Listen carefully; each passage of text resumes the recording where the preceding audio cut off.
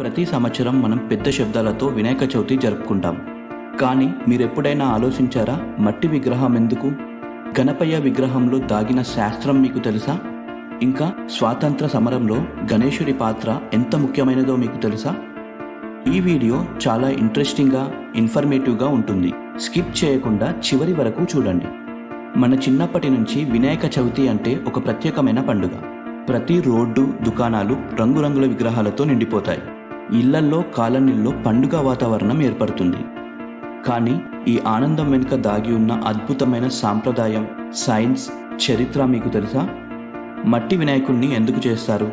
స్వాతంత్ర ఉద్యమంలో గణేశుడు ఏ పాత్ర పోషించారు? మన సాంప్రదాయంలో దాగి ఉన్న సైన్స్ ఏమిటి? ఇవన్నీ మనం ఈ చిన్న వీడియోలో తెలుసుకోబోతున్నాం. వినాయకుని ప్రతి అవయవం వెనుక ఒక అద్భుతమైన సందేశం దాగి ఉంది. పెద్ద తల, పెద్దగా ఆలోచించు. చిన్న కళ్ళు, ఏకాగ్రతతో చూడాలి. పెద్ద చెవులు, ఎక్కువ విని తక్కువ మాట్లాడు. చిన్న నోరు, మాటల్లో నియంత్రణ. తొండం, అవసరానికి తగినట్లు వంగిపోవడం, అనుకూలత.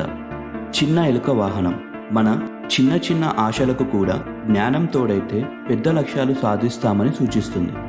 వినాయక చవితి రోజున చేసే పూజల వెనకాల కూడా ఒక శాస్త్రం దాగి ఉంది. ఆయన విగ్రహాన్ని పసుపుతో తయారు చేస్తారు. పసుపు అంటే శరీరానికి రక్షణ, శుభ్రత, ఆరోగ్యం. నువ్వులు, బెల్లం నైవేద్యంలో ఎందుకు పెడతారో తెలుసా? మాఘమాసం చల్లటి కాలం. ఈ సమయంలో శరీరానికి వేడి, శక్తిని అందించడానికి నువ్వులు, బెల్లం ఉపయోగపడతాయి. గణేశుడికి చేసే మంత్ర జపం కేవలం భక్తి మాత్రమే కాదు. సైంటిఫిక్గా మంత్రాల శబ్ద తరంగాలు మన మైండ్ని రిలాక్స్ చేస్తాయి, మనసులో ధైర్యాన్ని కూడా పెంచుతాయి. అందుకే ఏ పని మొదలుపెట్టే ముందైనా వినాయక అని పలకడం మనసులో ఆత్మవిశ్వాసాన్ని కలిగిస్తుంది. మన పూర్వీకులు ఎందుకు మట్టి విగ్రహం వాడారో తెలుసా? మట్టి విగ్రహం పూజ తర్వాత నీటిలో కలిసిపోతుంది. అది భూమికి తిరిగి చేరుతుంది. ఎలాంటి కాలుష్యం చేయదు. ఈ మట్టి వినాయకుడు కరిగి భూమిలోకి చేరితే పంటలు పండడానికి అవసరమైన పోషకాలు భూమికి తిరిగి చేరుతాయి. ఈ పూజ మనకు మాత్రమే కాక ప్రకృతికి కూడా సహాయం చేస్తుంది. అందుకే గణపయ్యను పూజించేటప్పుడు మట్టి విగ్రహం వాడడం నిజమైన భక్తి. ఇంకో గొప్ప రహస్యం ఉంది. బ్రిటిష్ కాలంలో పెద్ద సభలు, పెద్ద జాతరలు జరుపుకోవడం సాధ్యమయ్యేది కాదు. లక్షల మంది ఒకేసారి ఒకే చోట చేరాలంటే బ్రిటిష్ సర్కారు అడ్డంకులు పెట్టేవారు. అప్పుడు ఎలాంటి పెద్ద లీడర్లు, అధికారులు ఇలాంటి పెద్ద సమావేశాలు జరుపుకునేలా అనుమతించేవారు కారు.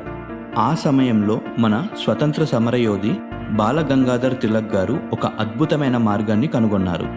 1893లో తిలక్ గారు గణేష ఉత్సవాన్ని ఇంటి లోపల మాత్రమే కాకుండా వీధుల్లో ప్రజల ముందుకు తీసుకొచ్చారు.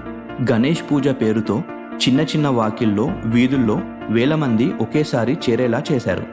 ఇలా స్వతంత్రానికి సంబంధించిన సందేశాలను జాగ్రత్తగా అందరికీ చేరేలాగా చేశారు. అలా వినాయకుడు బ్రిటిష్ పాలన సమయంలో వాళ్ళ అడ్డంకులను తొలగించాడు. కాబట్టి గణేష్ జయంతి కేవలం పూజ మాత్రమే కాదు, భక్తి, శాస్త్రం, చరిత్రతో కూడిన ఒక ప్రత్యేకమైన పండుగ. మన జీవితంలో విజయం, ఆరోగ్యం, జ్ఞానం కావాలంటే వినాయకుడిని స్మరించడం అవసరం.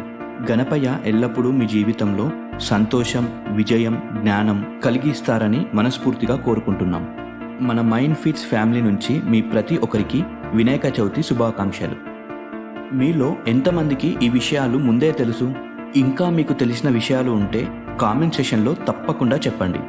ఈ వీడియో మీకు నచ్చితే ఒక లైక్ కొట్టి మన ఛానల్ని సబ్స్క్రైబ్ చేయండి. మీ సపోర్ట్తోనే మనం ఇలాంటి మరిన్ని ఇంట్రెస్టింగ్ టాపిక్స్ తీసుకొని రాగలం. మరో అద్భుతమైన టాపిక్తో మళ్ళీ కలుద్దాం.